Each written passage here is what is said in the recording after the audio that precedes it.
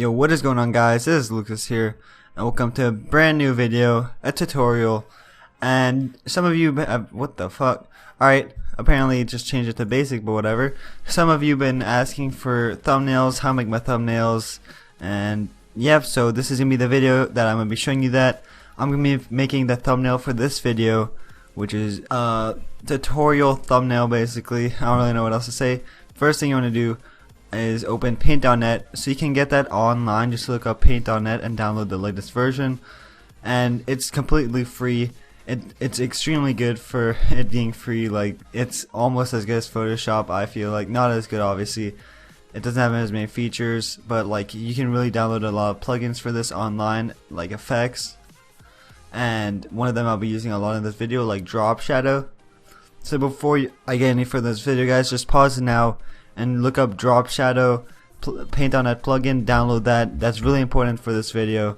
And every time you download a plugin, you have to restart paint.net for it to be installed in it so you can use it. So after you've done all that, here you just want to resize it, and the YouTube thumbnail size is 1280 by 720, and there we go, we have that done. And now you just have this blank background.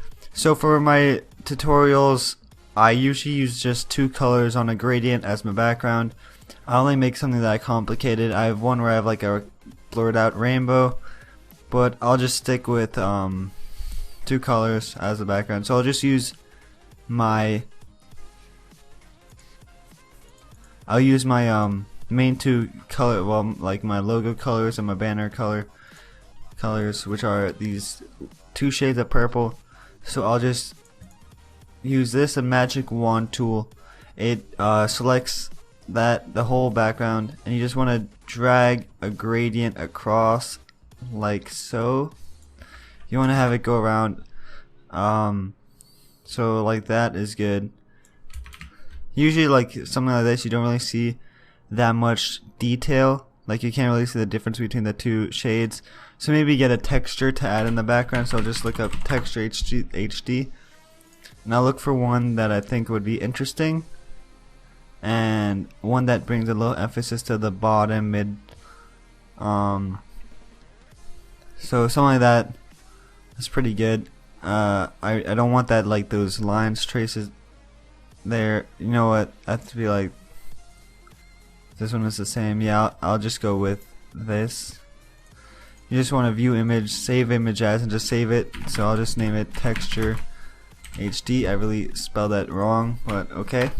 Just save it there on the desktop, and now we have it saved here, and I can just drag that in. I'll open it first to a brand new layer. I want to resize this also.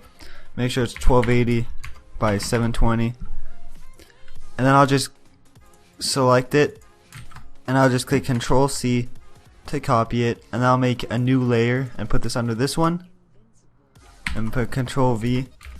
Now you want new layers. I don't want to get too technical in this video, but you want new layers for each one.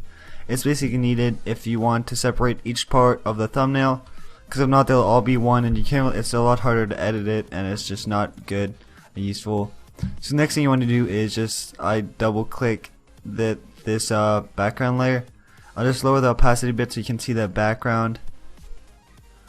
So maybe something like that. If I don't like it, I could try flipping it around and making this layer a lot more opaque. So now, if you can't really still tell the two backgrounds, which is like normal if you add something else to make it harder to see, I just wanted to test with add a bit of texture to the thumbnail. But if I wanted a bit more separate colors, I could have this, maybe try something in between, like something right there. I'll just have to do a gradient again to make sure you select the background layer. Just go through the whole thing like that, and just drag that across just like that. So I mean, it's a bit brighter, still not that big of a, still can't tell it that much. Maybe if I zoom out, have a bigger wide range so I can go down like that. Again, you really can't see the difference that much. So once you've done that and made that small difference, what you want to do is add text. So I'll make the new layer.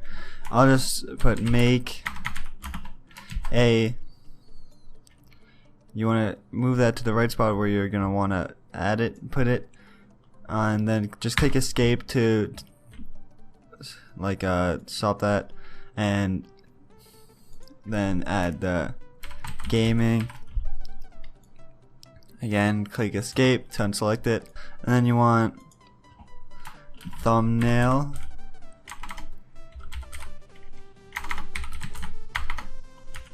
Just like that.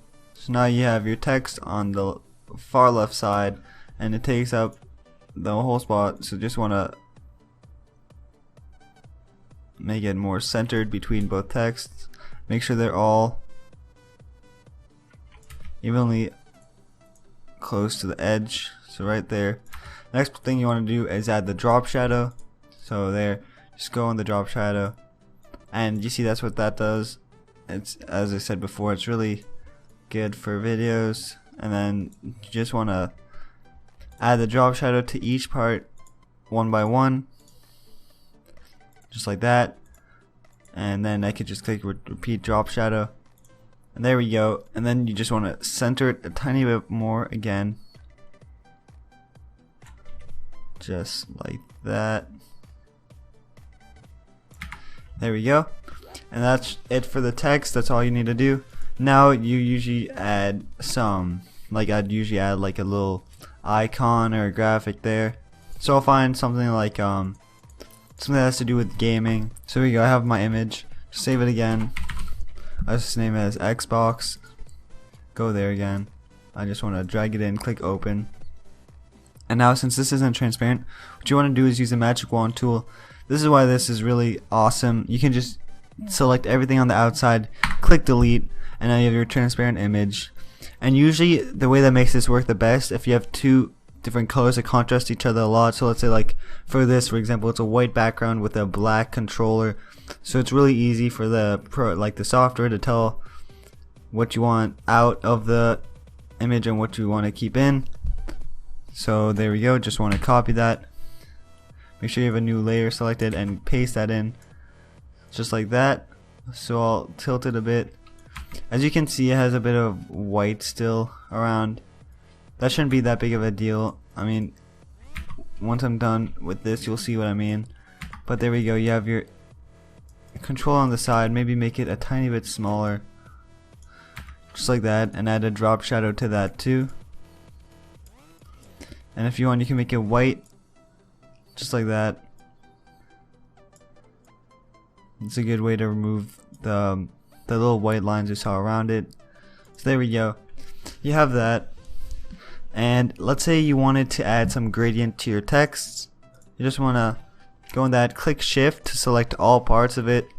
Just go like that. If you want a white and let's say a light gray, you just go down like that. Oops, just go down like that. Maybe it gives a nice gradient.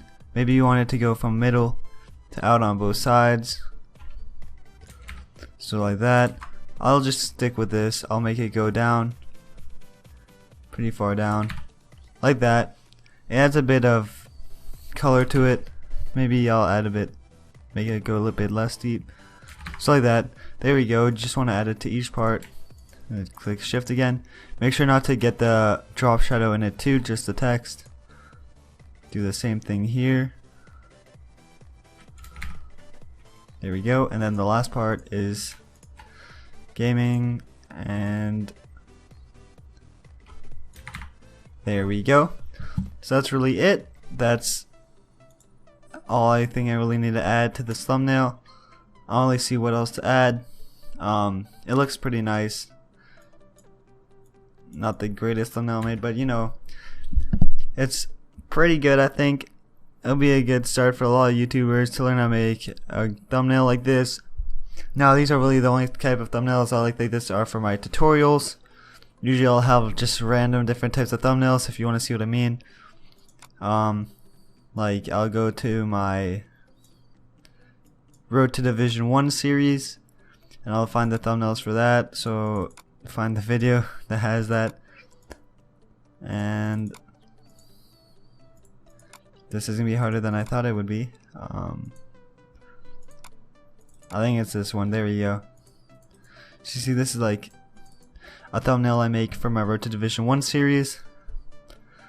And if you guys want to see a video like this, how I make something like this, let me know down in the comments. But anyway, this is what I make for my tutorial videos. So the last thing you want to do is you just want to save it, and I'll just save it as a JPEG. A JPEG is better than a PNG because the max size for YouTube is 2 megabytes for a thumbnail. So if it's something over that, you won't be allowed to use it. So I'll just save it as a JPEG, save it on my desktop as Untitled, I guess. And there we go. That is your thumbnail. Click flatten, and then just exit it. You don't need to save those two, and that's it. You guys have your thumbnail finally done and complete. So guys, thank you so much for watching. Hope you enjoyed this video and hope it helped many of you. It's been Lucas, and peace.